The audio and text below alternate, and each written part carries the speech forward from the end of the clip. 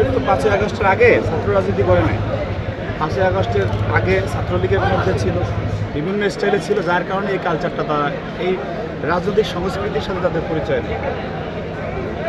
সকল ছাত্র সংগঠনের কেন্দ্রীয় কমিটি আছে, সেই কেন্দ্রীয় কমিটির দায়িত্বশীল নেতারা যেই ছাত্র সংসদের নির্বাচনে হোক না কেন সেইখানে কেন্দ্র থেকে তারা আসে দায়িত্ব পালন করবে।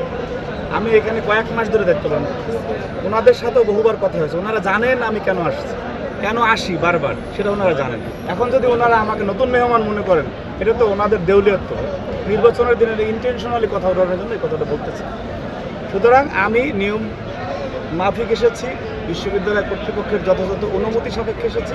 এখানে প্রধান নির্বাচন রিটার্নিং কর্মকর্তা প্রক্টর মহোদয়, বিশ্ববিদ্যালয়ের ভিসি, ওনাদেরকে আপনারা জিজ্ঞেস করবেন যে আমি কোন অধিকার বলে এখানে আসছি, সেখানেই তার শিবিরের প্রশ্নের উত্তর রয়েছে। বলা হচ্ছে শুধু আপনি না, আপনাদের অনেকে বহিরাগত আপনাদের ছাত্রদল অনেকে প্রবেশ করেছে বা বাইরে অনেকে অবস্থান নিচ্ছে। শুনেন, আমরা তো ওনাদের নামের সামনে ইসলামী শব্দটা থাকায় আমি খুব বিরক্ত বোধ করতেছি।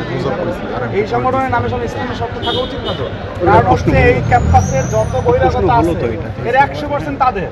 ছাত্রদলের যদি একটা সিঙ্গেল উদাহরণ দেখাতে পারে নাম মেনশন করে, আমি তো নিয়ম মাফিক আসছি, আর একটা সিঙ্গেল উদাহরণ দেখাতে বলেন যে নিয়ম বহির্ভূতভাবে ছাত্রদলের কোনো নেতা এখানে প্রবেশ করছে, সকল অভিযোগ আমাদের এই অভিযোগটি আমরা মেনে নেব, কিন্তু ওনাদের শত শত দেখাতে পারবো যে যারা কোনো প্রকার এখানে অনুমতি পাওয়ার যোগ্য না, বিভিন্ন ফৌজদারি মামলার আসামি, বিভিন্ন হত্যা মামলার আসামি, রাজশাহী বিশ্ববিদ্যালয়ের সাবেক বিভিন্ন ঘটনায় তারা প্রকাশ্যে ঘোরাফেরা করতেছে।